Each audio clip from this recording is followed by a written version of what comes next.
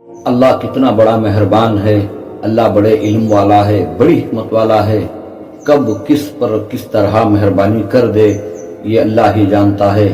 حشر کا میدان بھرپا ہے، حساب و کتاب کا سلسلہ جاری ہے۔ اللہ سبحانہ و تعالیٰ ایک بندے سے کہتے ہیں جا تیرے لیے ایک نیکی کم ہو گئی ہے، ایک نیکی کہیں سے لے کر آج تیری مغفرت ہو جائے گی۔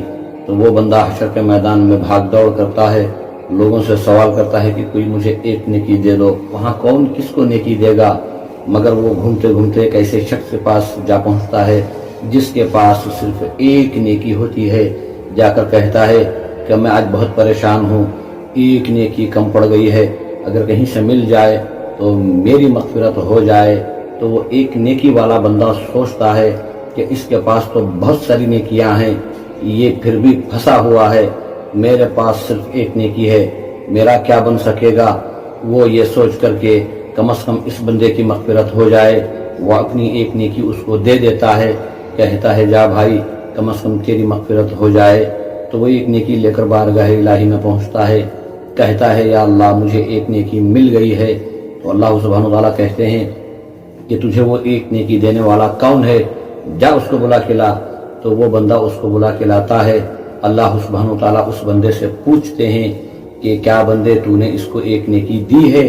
تو وہ بندہ کہتا ہے ہاں بار تعالیٰ اس کے پاس تو بہت ساری نیکیاں تھی، پھر بھی یہ پھنسا ہوا تھا، میرے پاس تو صرف ایک نیکی تھی، میرا کیا بن سکتا تھا، اس لیے میں نے ایک نیکی اس کو دے دی تاکہ اس کی مغفرت ہو جائے۔ تو اللہ سبحانہ وتعالیٰ فرماتے ہیں ایسی حالت میں کہ یہاں ہر انسان نیکی کے لیے ترس رہا ہو، اپنی مغفرت کے لیے جستجو کر رہا ہو، ایسی حالت میں تو نے اپنی نیکی اس کو دے دی تاکہ اس کی مغفرت ہو جائے، یہ تو نے مہربانی کی، یہ تو نے اس پر جو احسان کیا اس کی بدولت جا میں بھی تیری مغفرت کرتا ہوں، تو بھی اس کے ساتھ جنت میں داخل ہو جا۔ تو ہمیں چاہیے کہ ہم دوسروں پر مہربانی کریں، دوسروں کے ساتھ اچھا سلوک کریں۔ ہو سکتا ہے دوسروں کے ساتھ اچھا سلوک کرنا بھی اللہ کو پسند آ جائے اور ہماری مغفرت کا کوئی ذریعہ بن جائے۔